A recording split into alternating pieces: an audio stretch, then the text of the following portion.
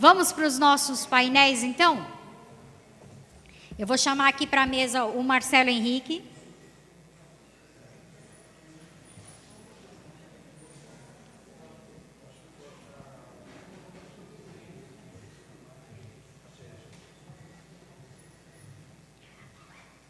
O Milton Felipelli. Pode vir, Milton. Eu vou deixar ele sentadinho aqui, aí depois, né?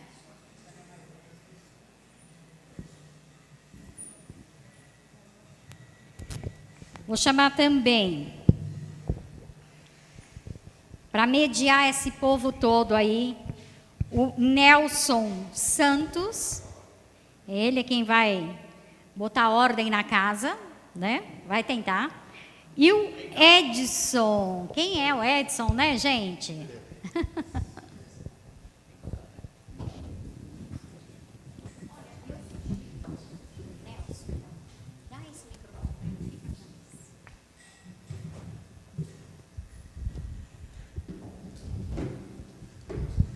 Bem, agora vamos dar início ao nosso painel de debates sobre a exposição tão bem realizada pelo Guilherme Velho a respeito das fraudes mediúnicas. Coloquemos aqui, então, a lembrança que logo no princípio da exposição, Guilherme Velho colocou a preocupação de Kardec na codificação e mencionou várias vezes durante o Livro dos Espíritos e alertando-nos com a fraude que pode ocorrer. Alerta esse não seguido, infelizmente, pelo movimento espírita brasileiro. Eu chamaria o Edson Figueiredo para tecer comentários sobre isso. Eu não sei se esse está...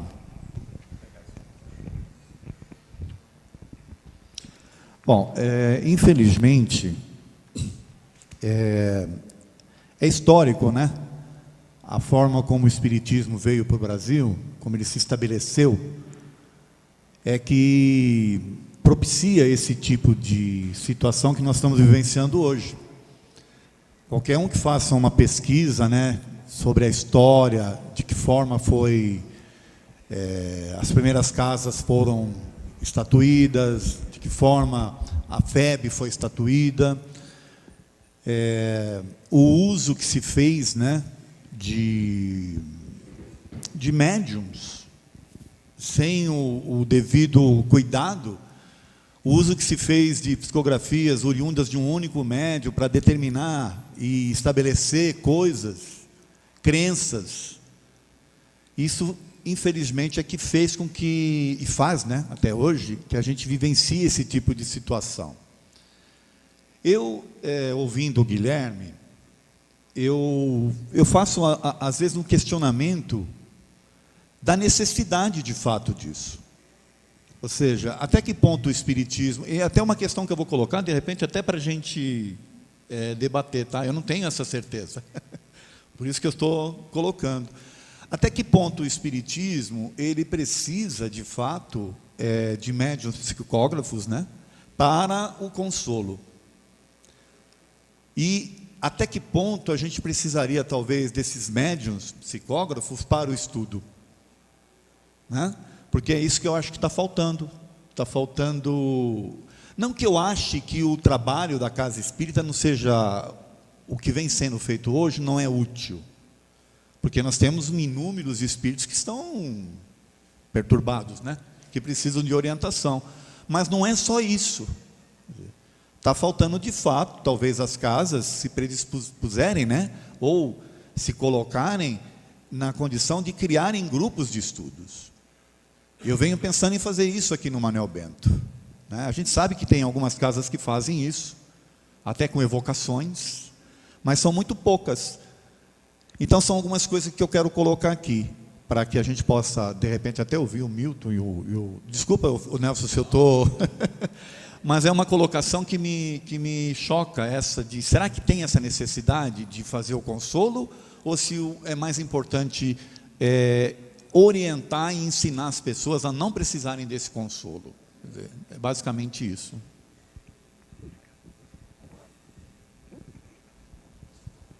Bom dia, amigos livre pensadores.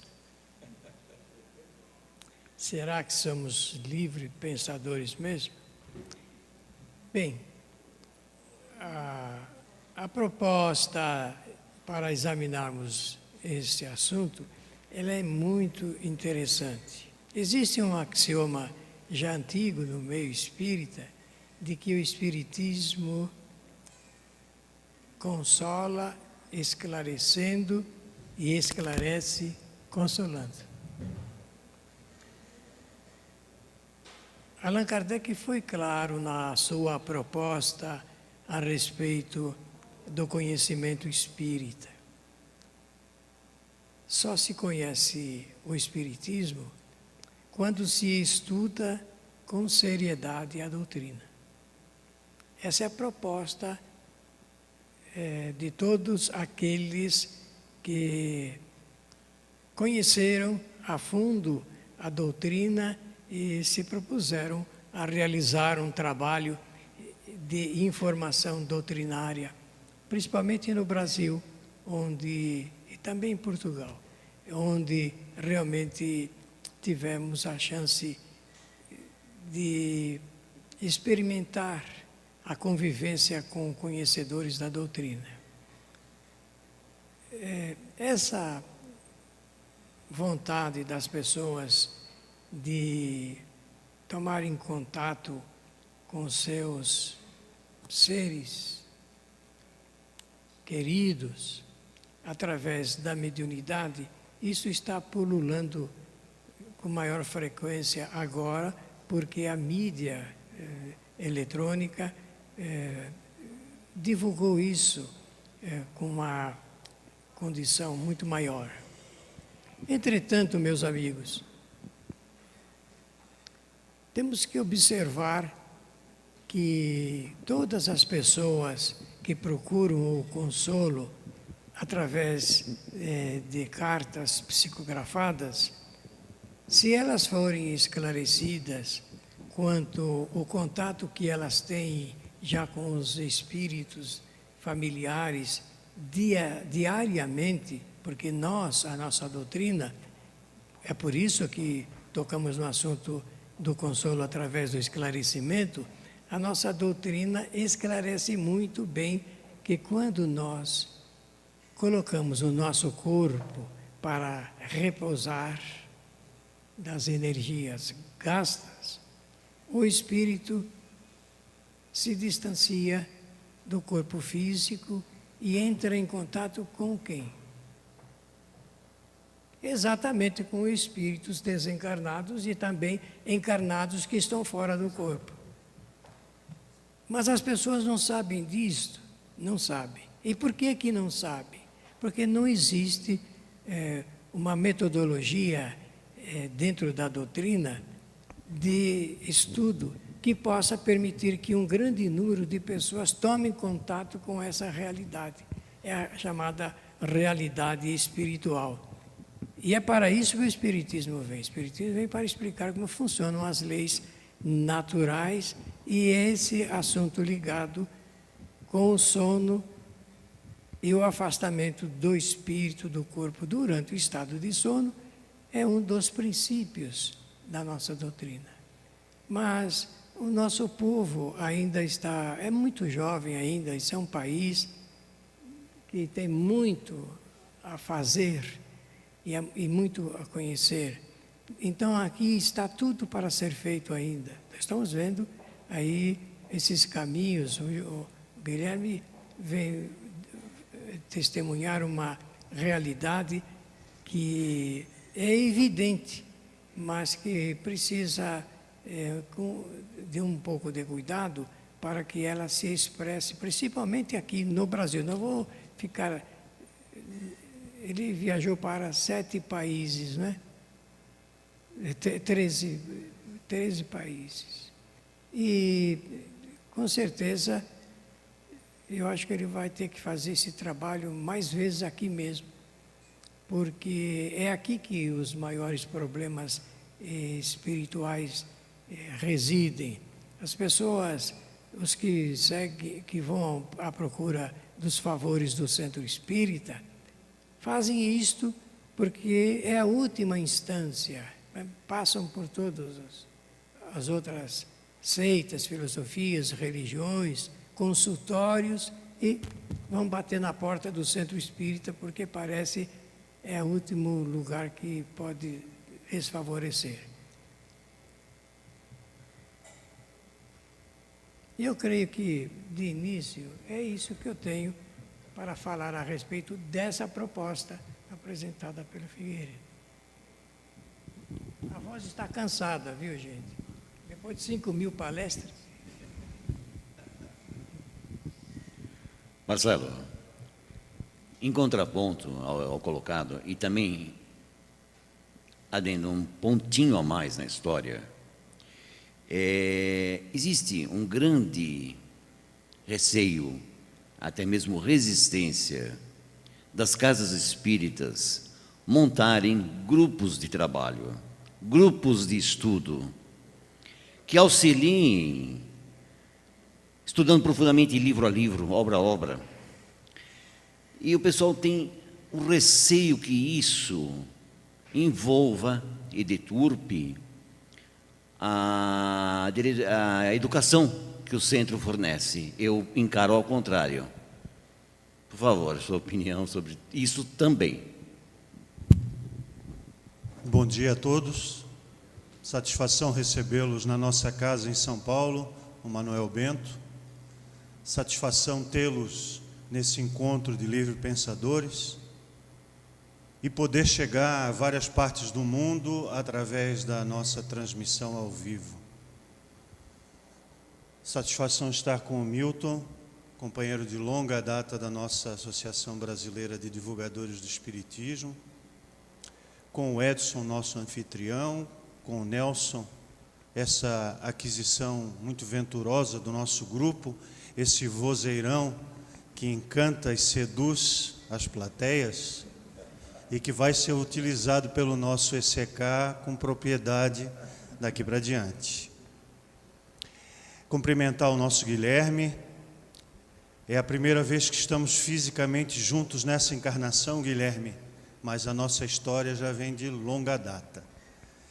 E tudo aquilo que nós temos podido realizar juntos em prol do esclarecimento e do consolo espírita é algo que retorna a nós em termos de satisfação, de entendimento e também de valores que nós vamos cultivar nessas encarnações afora. Penso que a questão, tanto a que foi bem trabalhada pelo Guilherme na sua exposição, mediunidade, verdade ou fraude, quanto a pergunta capciosa que o Nelson me fez agora, para que a gente possa enquadrar um pouco da nossa experiência já de quase 40 anos no movimento espírita, apesar dos meus cabelos pretos naturais ainda não denunciarem isso, mas já são aí 39 para 40 anos de militância espírita. Nós estamos diante de uma grande encruzilhada, que é a sacralização da mediunidade. O que quero dizer com isso? Que a mediunidade, ao invés de ser o laboratório de pesquisas de Allan Kardec e daqueles com quem ele conviveu próxima e afetuosamente nos grupos familiares de espiritismo, tornou-se algo indecifrável, indevassável e impenetrável. Ou seja, nós erigimos um altar e colocamos os médiuns. Quando os médiuns de Kardec e os médiuns que aqui estão, que são muitos, são pessoas comuns, com vícios, defeitos, virtudes e com perspectivas e possibilidades. Quem coloca um médium no altar de santidade, dentro e fora do movimento espírita, somos nós espíritas. Somos nós que conferimos a eles poderes que eles não possuem. superpoderes para lembrar os super-heróis que animaram a nossa infância, a nossa adolescência e até hoje nos encantam. Não podemos ter super-heróis na doutrina espírita. Nem mesmo o maior médium que o Brasil e o mundo conheceu, o Cândido Francisco Xavier, era perfeito, era sobre-humano, era super-humano, não obstante o professor Herculano Pires tenha dito que ele era o conceito ideal do homem interexistente. O homem que vige, que vigora, que habita ao mesmo tempo duas dimensões. Ele, o mais perfeito, mas todos nós somos seres interexistentes porque contatamos e convivemos com os espíritos encarnados e desencarnados o tempo todo. Influenciam em nossos pensamentos e atos mais do que percebamos, mais do que imaginemos conhecer. Penso que também estamos num momento delicado de transformação da própria ambiência espírita para deixarmos de ser uma fogueira de vaidades. Porque a vaidade, já conceituada no Evangelho como um escolho a ser superado pelos homens encarnados, porque os desencarnados estão em outra dimensão e lá a ilusão é bem distinta da ilusão que está em nós em virtude das limitações do corpo físico. Quando nós vemos a uma reunião mediúnica, quando nós participamos de uma sessão espírita, seja a cor que for desta mesa, nós estamos diante de algo que nós, em regra, não conhecemos. Não conseguimos penetrar completamente ao fenômeno, a não ser que tenhamos médiuns especiais e especialistas para comprovar a fenomenologia. Videntes, principalmente. Médiuns que enxerguem além da dimensão presencial a realidade extrafísica, para comprovar elementos de veracidade e de autenticidade da comunicação. E não se deixarem, ou não nos deixarmos iludir com a aparência de mediunidade que é produzida, inclusive na ambiência natural e cotidiana da grande maioria das instituições espíritas brasileiras e no exterior. Aparência de mediunidade não é essência de mediunidade. Há um adágio jurídico que nós repetimos muito, que é aquele dito ao tempo dos Césares, de que a mulher de César não basta ser séria, ela tem que parecer igualmente séria. Mulheres e homens espíritas, médiuns, simpatizantes, trabalhadores, adeptos da filosofia espírita, temos que ser sérios e parecer sérios. Não adianta uma grande instituição espírita do nosso país ou da comunidade internacional, porque nós estamos organizados também no cenário internacional, vir a público e dizer o médium A ou o médium B não é espírita, como se a mediunidade fosse patrimônio do espiritismo. E como se nós pudéssemos separar alhos de bugalhos na concepção da fenomenologia mediúnica. Ou nós somos ou nós não somos espíritas. E o espírita não é aquele unicamente que está vinculado a uma instituição espírita, filiada a uma federação, a uma confederação ou a um organismo superior dentro da concepção societária ou associativa humana. Espíritas somos todos nós, e Kardec não estabeleceu qualquer diferença entre os espíritas a priori, mas destacou em todas as suas falas que o verdadeiro espírita precisaria aliar teoria e prática, ser e parecer ser. Daí ele ter dito como recomendação fundamental, Kardec falava do consolo específico aos desencarnados? Não. Kardec falava do consolo específico aos encarnados que perderam entes queridos? Não.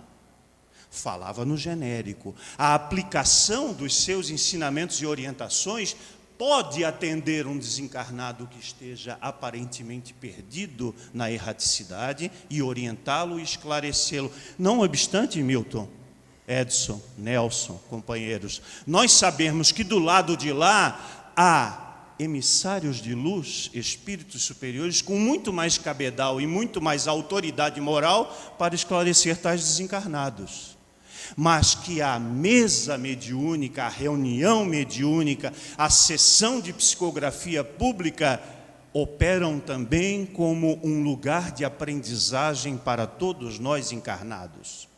Então o benefício é para eles, as almas desencarnadas, os espíritos desprovidos da matéria, mas também muito forte e propriamente para nós outros.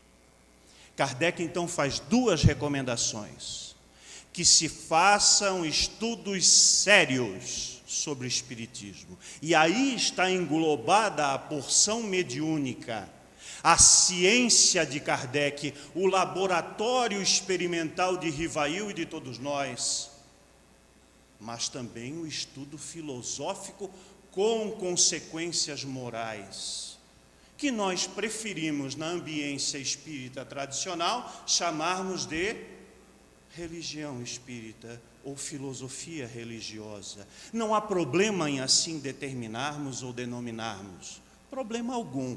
O problema é a sacralização disso. A introdução e a definição de pessoas dotadas de autoridade moral e espiritual para dizer o que precisa e o que não deve ser feito.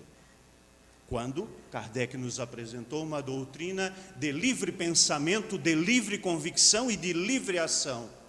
Livre a semeadura, colheita obrigatória. Além dos estudos sérios, aí sim, o cuidado maior do codificação. Meios seguros de propagar a doutrina.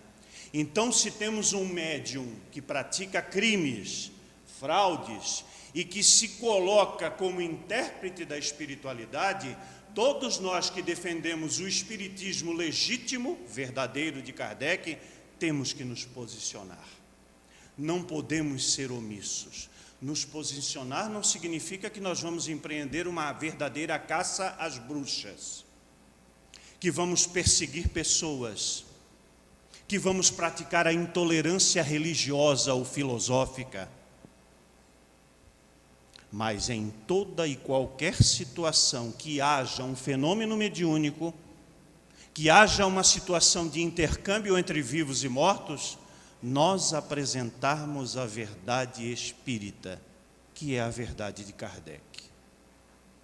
Sem fazer isso, estaremos legando o espiritismo a ser, no panteão da humanidade, mais um projeto de boas iniciativas, mais uma proposta humanista valorosa, mas que ficou engavetada pelas nossas próprias deficiências, que ficou esquecida porque nós não primamos pelo método, nós não primamos pela seriedade das comunicações, nós não primamos pela validade da consequência do ensinamento que estamos trabalhando. Se nós não conseguirmos fazer isso, continuaremos sendo, na história da humanidade, apenas uma seita, apenas uma proposta religiosa, apenas uma religião muito bem fundamentada na proposta ético-moral de Jesus de Nazaré, esse que está aqui, mas que ficou pelo caminho porque nós não cuidamos com a forma que não é formalidade. As formalidades, elas existem. Filiação da instituição, participação na casa espírita, frequência a cursos, credenciamento, fiscalização da ação dentro da casa espírita ou fora dela, isso tudo nós já temos, formalidades que preenchem o imaginário da realidade social.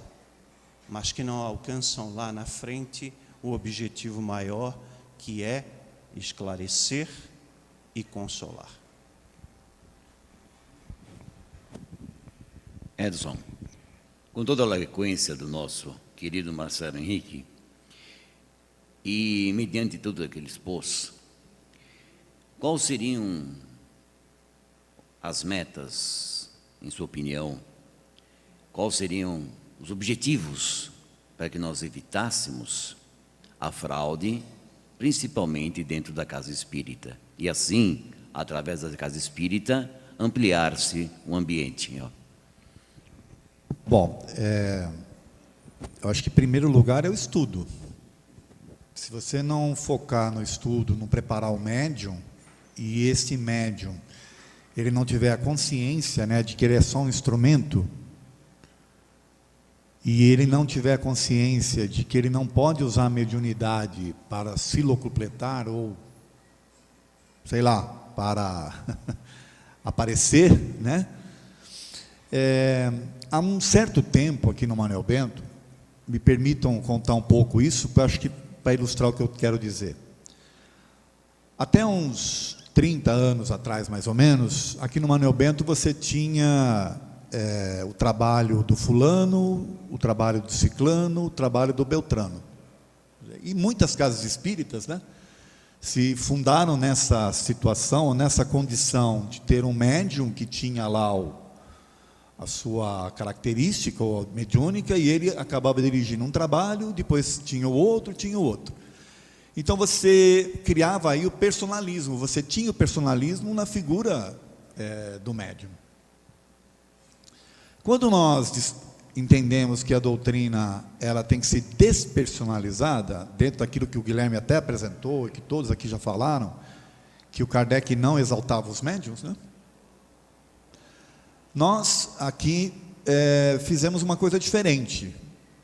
Primeiro nós criamos todos os trabalhos, naturalmente, regimentamos esses trabalhos, e independentemente de quem esteja dirigindo, ou quem esteja ali participando mediunicamente, não se tem um nome, não se exalta o médium, mas sim a atividade. Com isso você despersonaliza. E ao despersonalizar, você impede a fraude, porque não há razão, né, no meu modo de ver pelo menos, para que alguém que não está à frente, né, o nome dele não está sendo exaltado, dele fraudar. Com qual razão? A não ser que ele queira dar recadinho dentro do grupo, que isso aí também acontece, né? O médium que quer dar um recadinho, ele quer dar um recadinho para o grupo e usa uma pseudo-entidade para isso. Aí é um médium que de fato não estudou, de fato não entende o que é a mediunidade, né? E que está perdendo tempo, na verdade, né?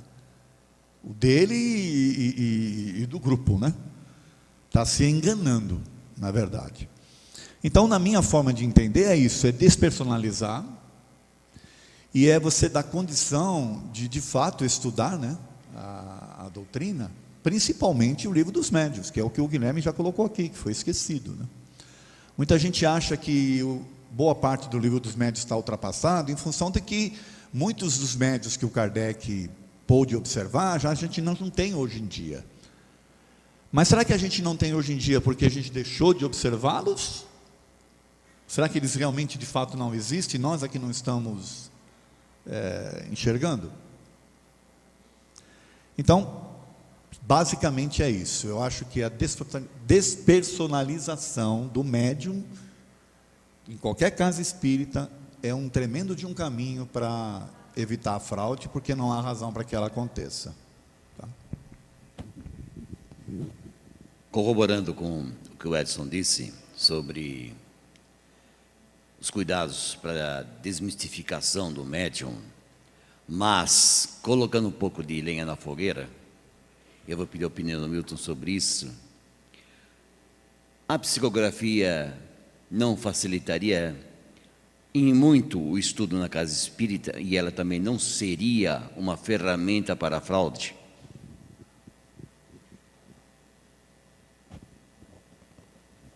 Bem, conforme vocês veem, a minha voz está no meio de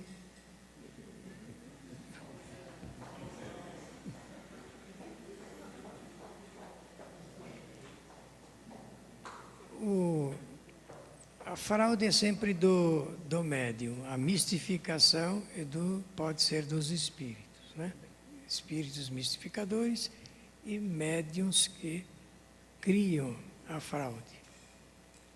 A psicografia pertence à área dos efeitos inteligentes, conforme Allan Kardec escreve no livro dos médiuns.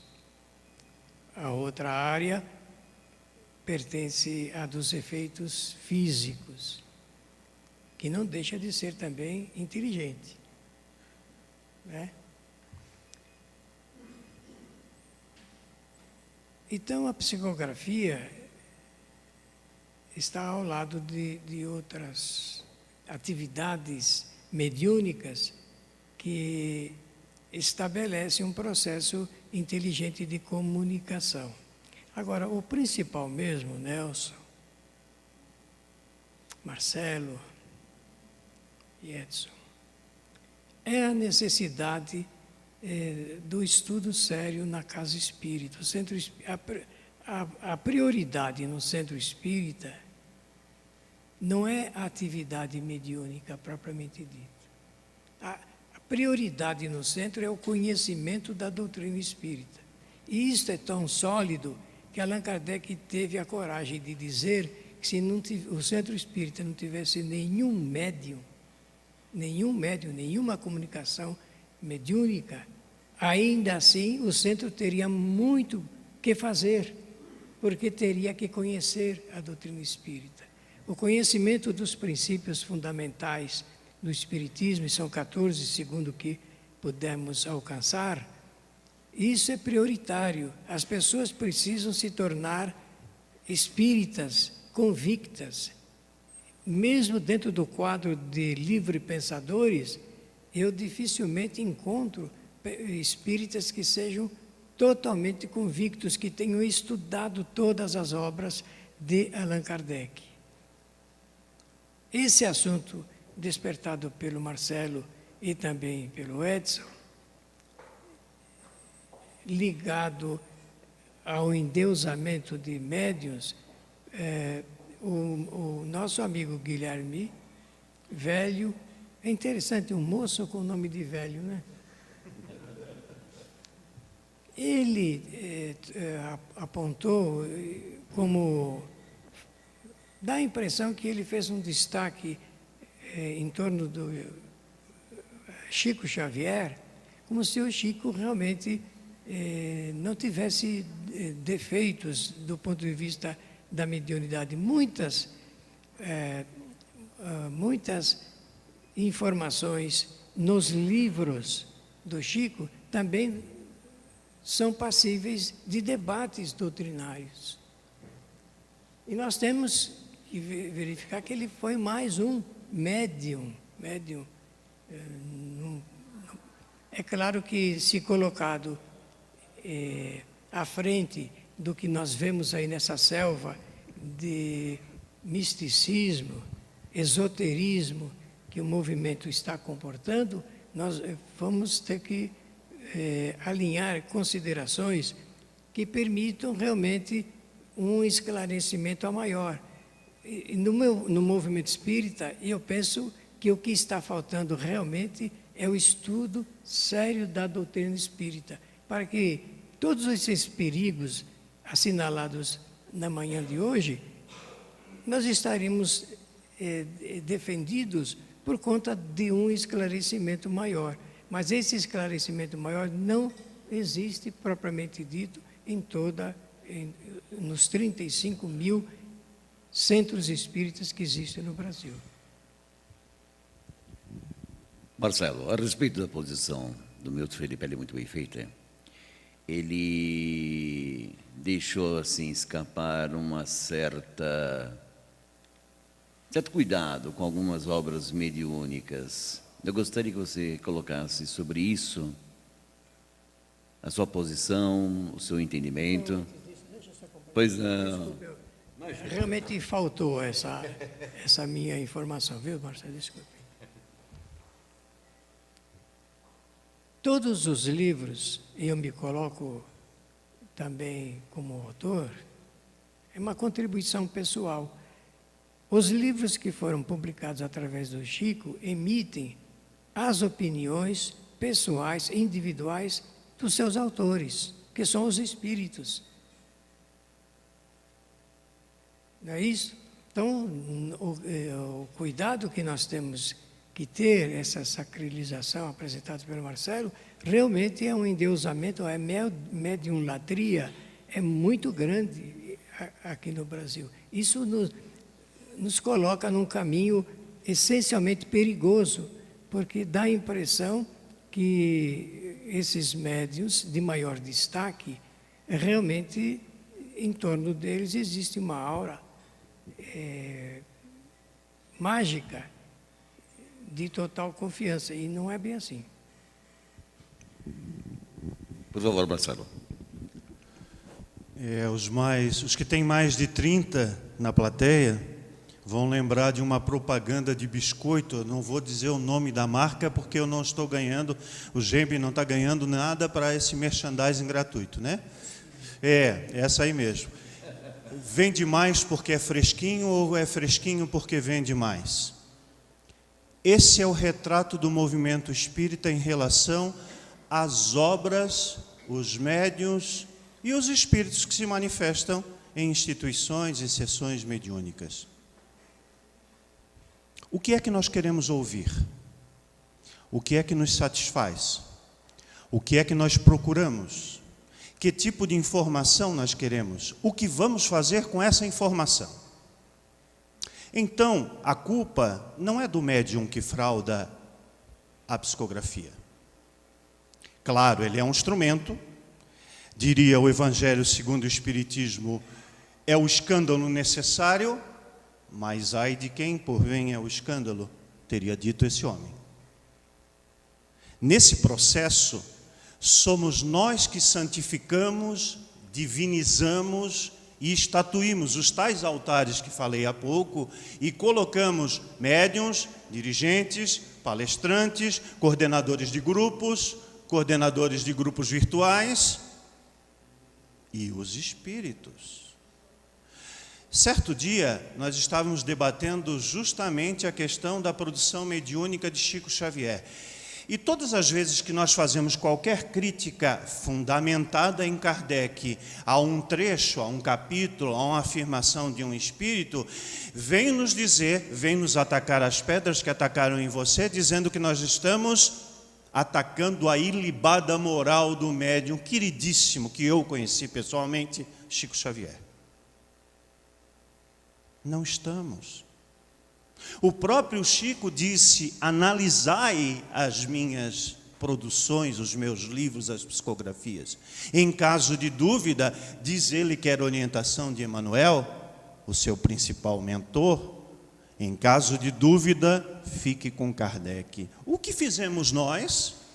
Não tivemos dúvidas. Passamos a aceitar e acatar tudo como verdade fundamental, estabelecida, sacramentada.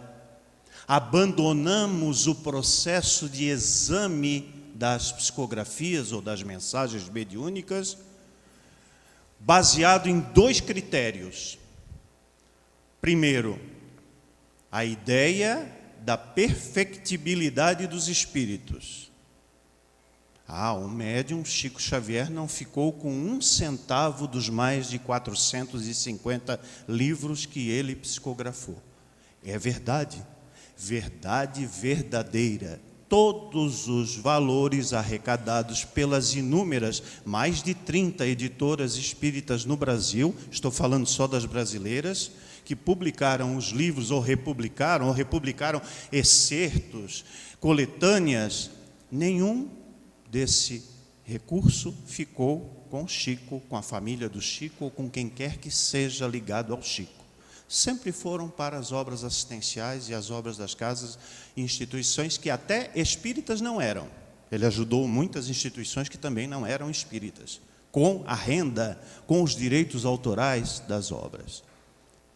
Não vamos confundir uma coisa com a outra. A honorabilidade, a ética, a moral do médium não é a moral do espírito comunicante.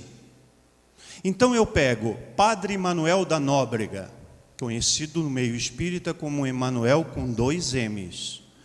Aí o mais afoito vai me dizer, mas tem uma mensagem na codificação assinada por Emanuel. Logo, trata-se do mesmo espírito.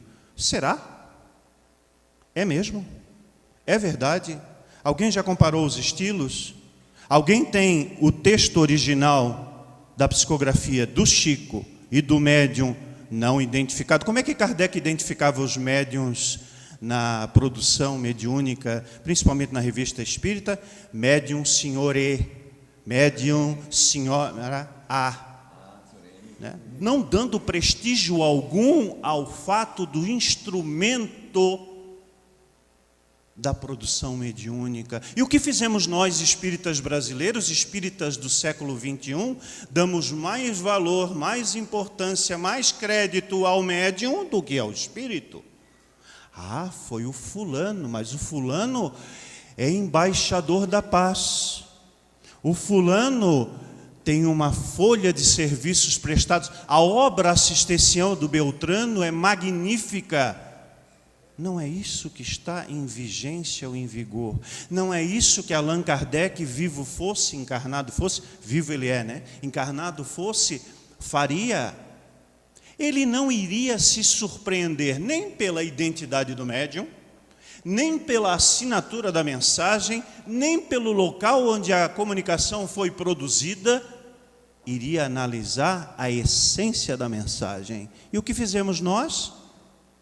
Largamos tudo isso de mão, acatamos toda e qualquer mediunidade, exceto aquelas que sejam descredenciadas pelas grandes instituições do espiritismo brasileiro, porque eles também fazem, eles também desqualificam médiuns, eles também desqualificam espíritos, quando não seguem uma determinada cartilha. E a segunda condição, o segundo elemento desse processo da não aferição das mensagens, é que se teme que ao divulgar uma fraude da qual o Guilherme explanou há pouco, ou uma reportagem da maior rede de comunicação brasileira sobre o fato, nós estejamos, enquanto movimento espírita, perdendo prestígio. As pessoas vão olhar para nós com olhos tortos, vão olhar para nós dizendo, não, isso aí não é sério, esse tal de espiritismo aí não é sério, porque tem o fato tal, o fato tal, o fato tal, tem o médium A, o médium B, o médium C, tem o escândalo X, o escândalo Y, o escândalo Z, então é melhor colocar tudo para debaixo do tapete, ou dizer, isso aí não é espiritismo, isso aí é outra coisa, nós não fazemos isso. E o que isso tudo vai nos levar? Para onde? Para que lugar? Para o lugar de continuarmos fazendo um movimento meio espírita, pseudo espírita, para espírita, até que nós nos conscientizemos de que é preciso urgentemente voltar ao método daquele professor marrento francês, barrigudinho, lá do século XIX.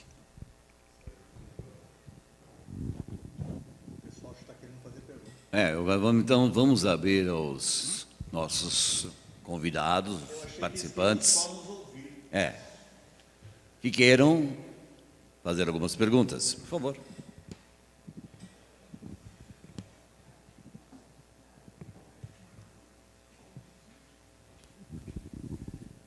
Bom dia a todos, meu nome é Rubens. Eu fiquei muito contente com a colocação do Edson, a primeira colocação, e a conclusão do Marcelo.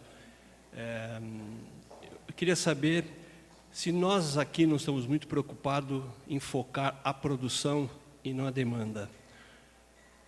Tudo que se produz porque há demanda, tanto boa quanto má. Isso em todos os setores, droga, na doutrina não é diferente. Se a produção mediúnica ela é ruim, é fraudulenta, é porque há demanda.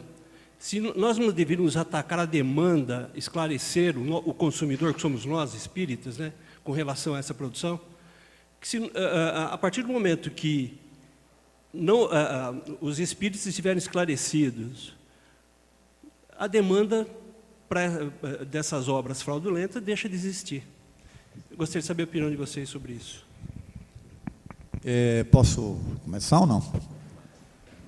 Realmente essa questão da demanda, eu até queria colocar mais uma questão, Rubens, né? Hoje você tem a demanda que é o público, mas você tem uma demanda que são as editoras. O número de editoras cresceu assustadoramente, né? Então, no recente trabalho feito pelo Franzolin, o Ivan Franzolin, parece que ele constatou aí mais de 5.600 títulos de livros, tem mais de 150 editoras, 1.600 e tantos médiums, ou seja, tem um trabalho muito bacana que ele fez. Então, até que ponto a demanda é o público em si, ou são as editoras que agora viram esse nicho, né? Criaram um nicho aí que envolve o viu-metal? Nada contra, tá? Eu acho que as pessoas elas têm que ter seu lucro e tal, mas até que ponto os fins justificam os meios e por aí afora? Essa é uma questão. A outra questão é que a falta do estudo em si cria também demanda. Então, quando você vai, por exemplo, num seminário promovido por uma grande entidade, as pessoas pagam para ir nesse seminário. E ali naquele seminário, todos esperam a vinda do médium X. E ainda aguardam, no final da preleção daquele médium X, a manifestação do espírito Y. O que nós estamos fazendo? O que esse público está propiciando, na verdade? Uma tremenda abertura para uma fraude. Porque o médium que está ali está sendo, está todo mundo demandando dele aquele tipo de informação, e mais, demandando dele a apresentação e a participação daquele determinado espírito. Vocês podem ter certeza que o espírito vai vir. Agora, quem é que é esse espírito? Esse público não questiona. Eles ouvem, se deleitam e não questionam. Então, na verdade, a gente está alimentando cada vez mais esse tipo de situação que pode gerar essas fraudes em função dessas demandas. Vocês conhecem o catálogo racional para montar uma biblioteca espírita feito por Kardec? Quem aqui já leu? Todos os livros que estão no catálogo são livros espíritas? Você não quer mesmo? Não.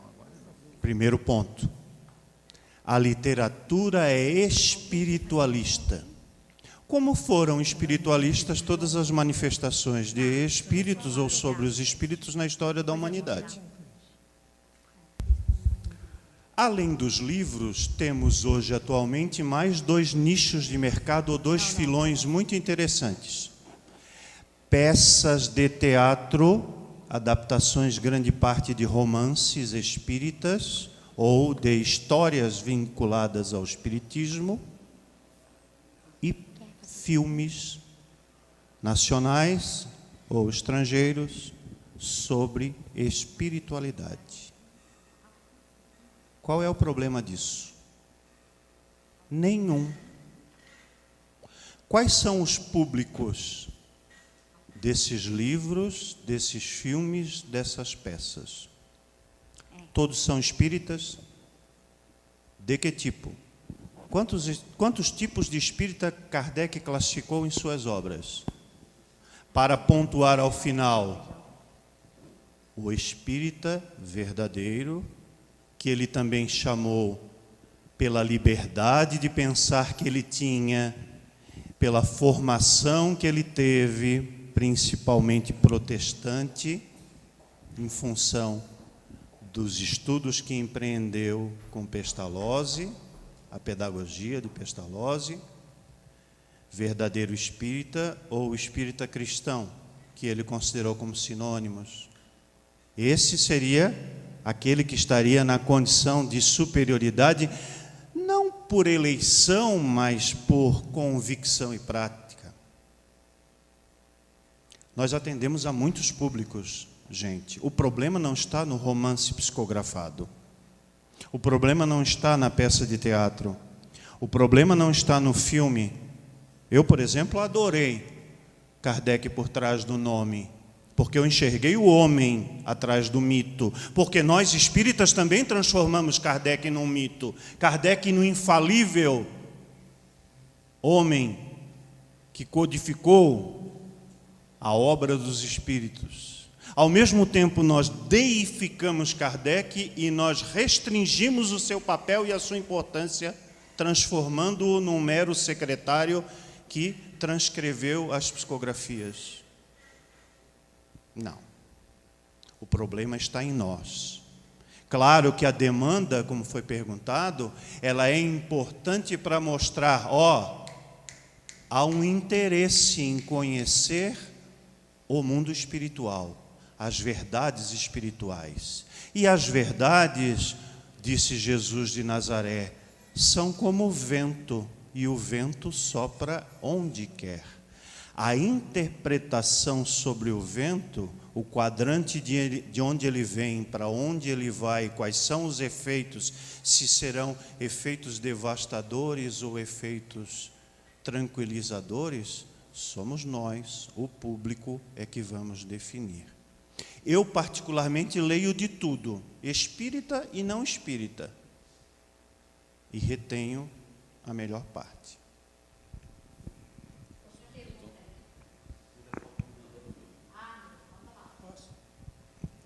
Eu não ouvi bem o nome do nosso irmão. Rubens, muito obrigado. Rubens, a pergunta ela é quente e ela é necessária. É necessário fazer esse tipo de questionamento. Mas eu peço que examine esse assunto do seguinte ponto de vista. Quem escreve ou fala expõe ideias e se submete a críticas. É natural isso. É bom que seja assim. Essa é a dialética da vida. Então, é necessário que conheçamos as ideias através da exposição. E o encontro de livre pensadores existe para isso mesmo. Embora eu coloque pela segunda vez nesta manhã a seguinte questão: será que todos somos realmente livre pensadores? Isso devemos questionar, porque só seremos livre pensadores se aprendermos a respeitar as ideias, a pluralidade das ideias. Se nós não soubermos, é como amar. Quando é que nós dizemos que amamos alguém? Quando demonstramos através do respeito integral esse amor. E o respeito é necessário. Então, a apresentação das ideias é livre e necessária. Agora, as críticas também o são. Nós precisamos examinar com cuidado, com respeito, como fez o Guilherme na apresentação do seu trabalho, demonstrando isto. Esse perigo que corremos a respeito da confusão que se faz do espiritismo com outras práticas é exatamente porque não se conhece o espiritismo. E eu volto agora, Rubens, a ideia reforçando o pensamento. Nós temos que colocar em pauta como devemos estudar o espiritismo, que metodologia nós devemos adotar para estudar e compreender bem a nossa doutrina. Me parece que aí é a linha que poderá dividir toda essa discussão. Sim, Marcelo, quero lembrar aqui, para quem não conhece, os mais jovens principalmente, que o Chico, na ocasião que foi alertado, advertido por Emmanuel, ele tinha na sua cabeceira um pedaço de papel, de brochura, de caderno, escrito da forma como eu vou dizer. Estava grudado ainda com cola feito com arroz. Vocês lembram do tempo que a gente fazia cola com arroz? Então foi com isso que... Isso, é uma goma doméstica. Ele escreveu uma frase do Emmanuel para ele. Chico, se algum dia eu disser algo que contraria Jesus e Kardec, fique com Jesus e Kardec e esqueça-se de mim. Bom dia a todos. Meu nome é Coelho, não sei, eu e o Milton fazemos alguns trabalhos aí juntos, mas enfim, ainda nessa linha de pensamento que o Milton mencionou agora. Aqui mencionaram bastante o fato de não se estudar o livro dos médiuns. Na realidade, o movimento espírita não conhece Kardec, não conhece nem o livro dos Espíritos. E lá no início do livro dos Espíritos, tem a parte lá do Prolegômenos, acho que quem leu lembra disso, que diz que aquele livro foi escrito por obra e sob o ditado dos espíritos superiores. A gente não se dá conta disso, da importância e da extensão disso. E ao longo do tempo, né, com o passar dos anos, nós tivemos aí questões mediúnicas, como acho que o Milton falou isso já, de espíritos que trazem informações, mas a gente esquece que os espíritos são os homens. E os homens, somos nós temos conhecimento limitado, principalmente sobre o mundo espiritual. Há muitos espíritos que quem trabalha com trabalho mediúnico, eles não têm ideia do mundo espiritual. Então, na realidade, eu não vejo hoje casa espírita falando de espiritismo. Casa espírita nenhuma no Brasil, são poucas que adotam o estudo dos livros de Kardec. O livro dos Espíritos não é ensinado na casa espíritas. Se vocês analisarem, façam um teste um dia, pergunte para frequentador quem são os espíritos.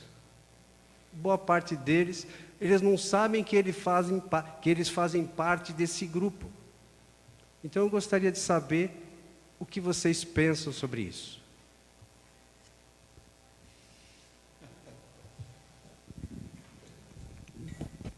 O meu querido falecido, saudoso, amado Alamar Regis, o boca de trombone, como eu costumei chamá-lo durante décadas, porque dizia o que pensava e dizia verdades que precisavam ser ouvidas por nós, espíritas, e fazem falta pessoas como ele que nos fazem pensar fora da caixinha, fora do quadrado.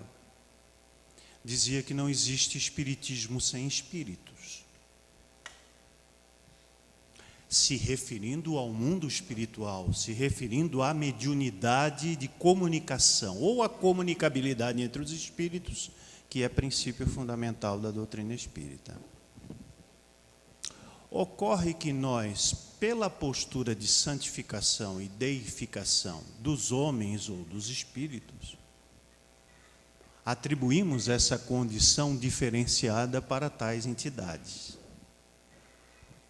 E você disse propriamente que nos prolegômenos Kardec se convenceu cabalmente de que estava falando, convivendo com inteligências luminares, muito além do nosso tempo. A grande maioria delas, lembremos nós que folheamos a exaustão as 32 e não 5 obras de Allan Kardec, que eles jamais até assinaram as mensagens. Poucos são os que assinam comunicações. Se fizermos uma estatística, vamos encontrar que a grande maioria delas não se encontra assinada. Mas o conteúdo demonstrava a superioridade do conhecimento e, por isso, Kardec separou. E sabe que é interessante? que nós não conhecemos Kardec, ou conhecemos muito pouco dele. Mas muitos espíritas, ou ex-espíritas, ou quase espíritas, ou pseudo-espíritas dizem assim: ah, mas nós não temos conhecimento de quantas mensagens Kardec descartou, porque ele só ficou com as mensagens boas, úteis, relevantes e concordes com os princípios espíritas. Não foi isso que ele fez? Então, qual foi a proporção real das mensagens que chegaram à mão dele? E o filme mostra muito isso, a quantidade de correspondências que ele recebia de várias partes da Europa e do mundo, contendo psicografias, que ele leu atentamente cada uma delas e selecionou. O que ele fez com as mensagens que não eram úteis? Algumas ele até colocou na forma de mensagens apócrifas, para demonstrar para nós aquilo que nós não fazemos hoje, que é conhecer a realidade espiritual. Então, na casa espírita, se não conhece o básico do básico, se nós temos como o livro mais vendido espírita do mundo o Evangelho segundo o Espiritismo, que é usado sim como livro de cabeceira, não tem problema nenhum, que é usado sim para fazer as reuniões de estudo no lar, que muitos chamam erroneamente de culto do Evangelho, porque essa é uma expressão que Neio Lúcio usou e que Emmanuel referendou no livro Jesus no Lar, que é indicado para ensinar as pessoas a fazerem a reunião familiar de espiritismo que nós abandonamos enquanto espíritas.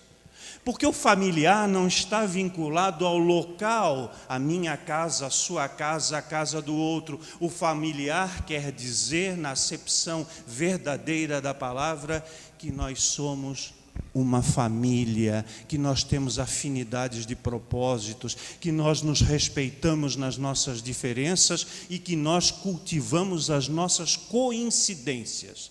Então, se na casa espírita não se explica basilarmente o que é o espiritismo e que todos somos espíritos e que o fato de que termos passado para o mundo espiritual não nos dá sapiência e autoridade moral e espiritual para dizer as coisas, nós estamos apenas sendo, como ele disse, guias cegos guiando outros cegos ao desfiladeiro.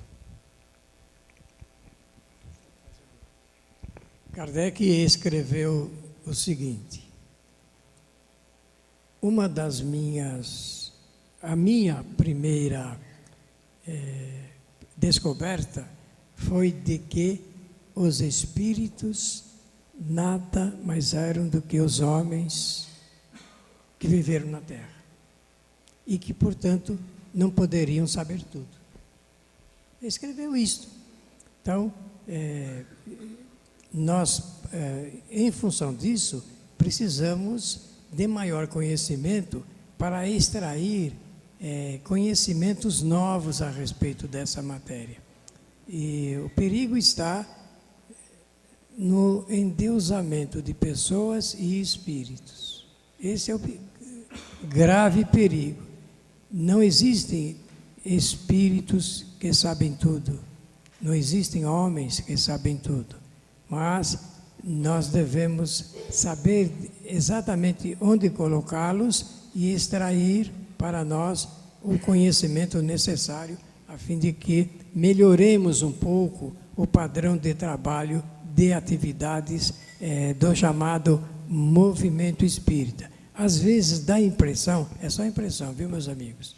Às vezes dá a impressão que esse movimento está parado.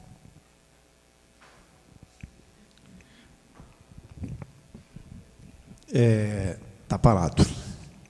Eu acho que eu vou falar agora para vocês o que vocês estão ansiando por ouvir há algum tempo já. Que está na hora do almoço, não é isso? Tem só uma última. Ah, tem mais um? Só Perdão, mais um. perdão. Não, sem problema. Meu nome é Francisco. Eu gostaria de fazer uma pergunta. Vocês falaram bastante aí sobre o estudo na casa, estudo realmente no Espiritismo. Isso é uma grande necessidade. E só que a gente vive também numa base da pirâmide, que são as casas espíritas. Lá nós atendemos diversas pessoas com diversas religiões, praticam diversas religiões. Essas pessoas vão em busca de ajuda espiritual, financeiramente e até fisicamente. E nessas casas, ela atende, faz os atendimentos e ajuda através do passe. Através de todo esse processo, isso pode glorificar o falso médium e também o verdadeiro médium. O que a casa poderia fazer para que possa evitar isso? O Edson comentou que dentro da casa, se evitar se colocar nome, para não glorificar o médium, certo? Só que esse atendimento é físico. Uma pessoa com uma deficiência, seja qual for dessas três, ela foi bem atendida e foi resolvido, ela se sentiu bem e conseguiu resolver, ela vai glorificar essa pessoa. Então, qual o cuidado que a casa tem que ter para que possa evitar essa glorificação entre até mesmo os praticantes do espiritismo? A palavra é despersonalização mesmo. Vou tentar dar um exemplo simples disso que você está falando, tá? Nós já tivemos que intervir aqui na nossa casa de uma pessoa que ela passava lá naquilo que nós chamamos de atendimento fraterno, né, no DEPOI, e ela queria conversar com determinada pessoa. Só queria conversar com aquela pessoa. E nós, então, intervimos dizendo que não. Não era um atendimento clientelista, né? Ou, sabe? Ela tinha que conversar com quem fosse atendê-la na hora. Mas eu só falo se for com essa pessoa. Eu falo, então você não vai falar. Sinto muito. Você quer conversar comigo? A gente conversa. Mas com esta pessoa você não vai conversar, pelo menos aqui dentro. Então, essa orientação nós passamos nos nossos cursos de preparo, né, dos trabalhadores, dos voluntários, que a gente chama, para que eles evitem esse tipo de personalismo, evitem ao máximo, né, estar se expondo como pessoa para pessoa. Eu entendo que o atendimento ele tem que acontecer sim, porque você está recebendo um público até então que não tem o conhecimento, ou se tem, é um conhecimento superficial, baseado em romances, né? A gente não pode esquecer que os romances estão aí, né? Então, você tem que ter todo um preparo para receber essas pessoas, acalmar os corações delas, acolhê-las, fazer com que elas, né, se reequilibrem, mas a partir do reequilíbrio, aí ela vai estudar. Porque se você não abrir o campo para que ela possa estudar, ela vai virar um cliente do centro espírita, né? O famoso papa-passe, né, que o pessoal fala. Tá certo? Ela vem, toma o passe e vai embora. Ela criou uma deificação, né, aquilo que, né, falou lá atrás, dos altares. Ó, se você tiver, né, prestes a sacrificar lá no altar e te lembrar que você tem uma contenda, vai primeiro,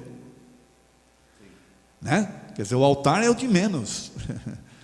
E se a gente não tiver esse cuidado, nós vamos estar criando esses altares, né? As pessoas que criam esse vínculo com o passe, não faz o devido estudo e ela não se emancipa. Olha que interessante, no ano de 95, quando nós decidimos implantar cursos aqui no Manuel Bento, o lema que nós criamos foi esse: pela emancipação do espírito. Quer dizer, ao criar esse lema, você fala, não precisa criar um lema?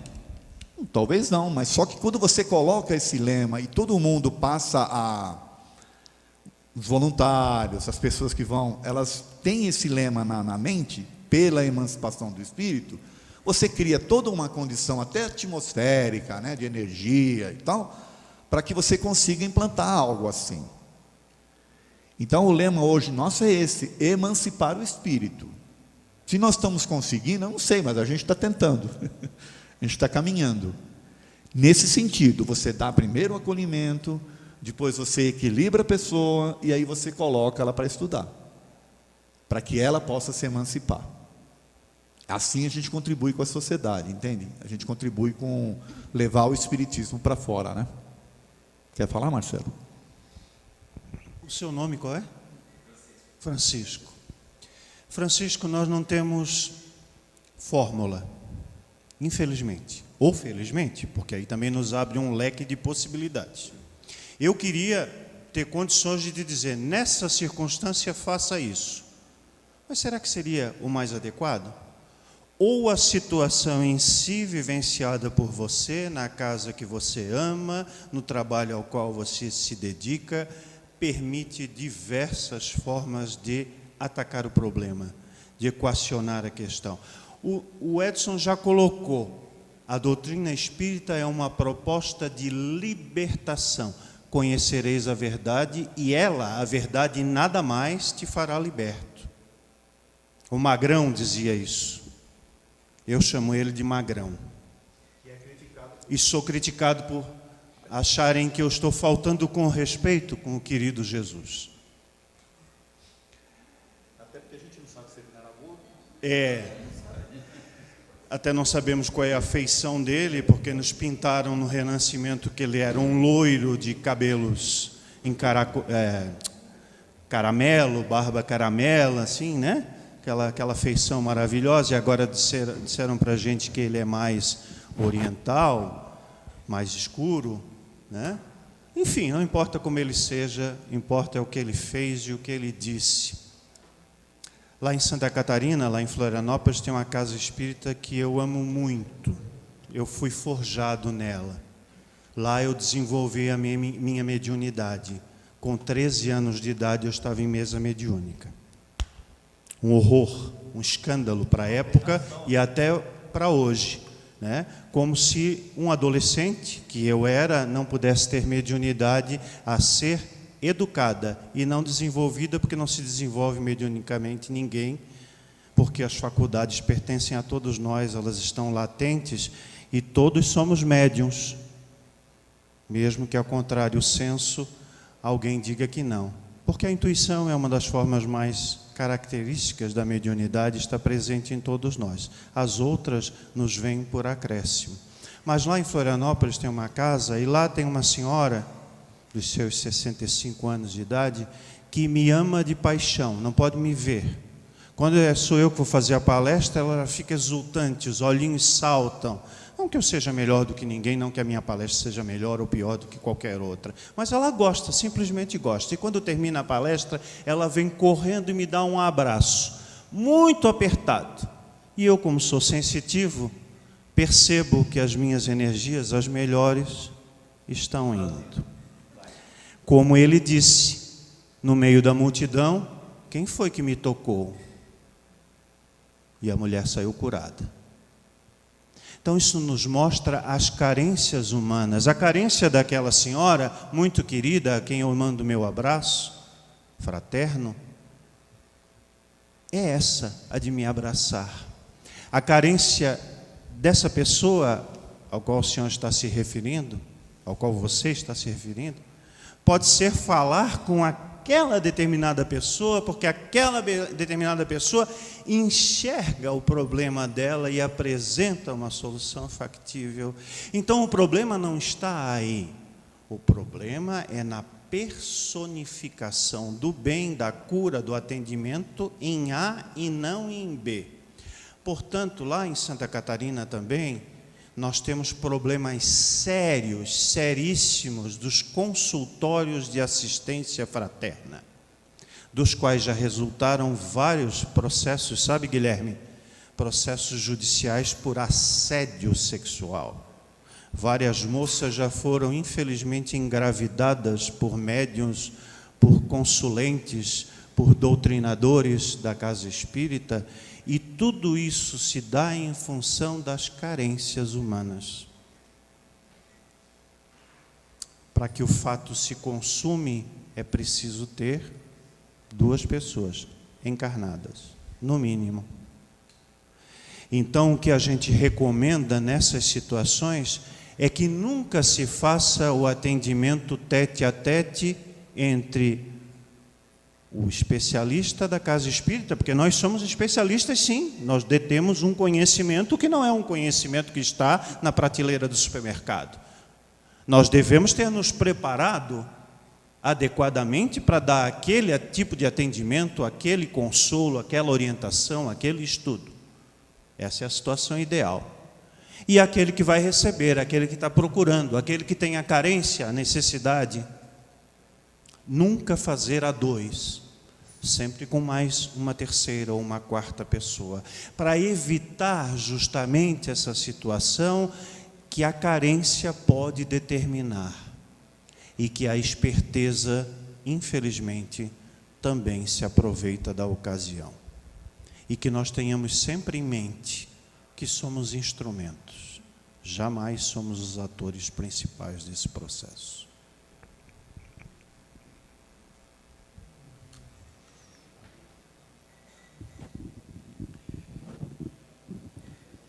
Agora, nós somos escravos do tempo, ainda encarnados nesse plano, né? Então, está na hora de nós encerrarmos a primeira parte do evento e irmos ao almoço. Obrigado.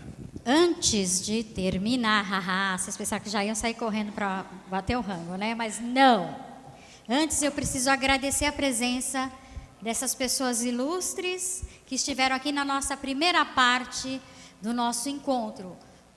O nosso querido Edson, que cedeu a casa, cedeu o Gembe e toda a estrutura. O Marcelo, que é o culpado por tudo isso. O Milton Felipelli, que trouxe a sua sabedoria, parte da sua experiência, desse pouquinho tempo que ele viveu encarnado por enquanto. O Nelson, que aceitou o desafio sem medo de ser o mediador. O nosso querido Guilherme Velho, que de velho não tem nada, mas que tem uma grande experiência e está disposto a continuar. Preste atenção, você que está aí na live, que está perguntando bastante, ele está disposto a responder as perguntas sim. Nós só estamos aqui combinando a melhor forma de fazer isso depois que terminar. E quando termina? Só no final da tarde. Nós vamos dar uma paradinha agora, porque como bem disse o Nelson, nós estamos encarnados. Precisamos comer e depois nós vamos retornar às 2 horas. E quero lembrar que nós temos aqui do lado uma exposição fantástica que o Adair vai falar sobre depois às 2 horas. E também nós temos 2 painéis aqui com artigos do Rafael Martins Gomes, que está acompanhando a gente pela live do YouTube, e também da Isabelle Sarmento Figueroa. São 2 artigos sensacionais que vale muito a pena vocês tomarem conhecimento. Quem está aqui presente, é só vir aqui na frente, pegar e ler, nós temos. Quem não está presente, nós vamos disponibilizar pelo ECK, na nossa página da internet, é comkardec.net, tá bom? Peço a licença para vocês agora, para a gente encerrar essa primeira parte. Estaremos de volta às 2 da tarde com a segunda parte do painel. E, como forma de agradecimento a todos vocês que participaram, a todos vocês que falaram pra caramba, uma salva de palmas. Vamos lá?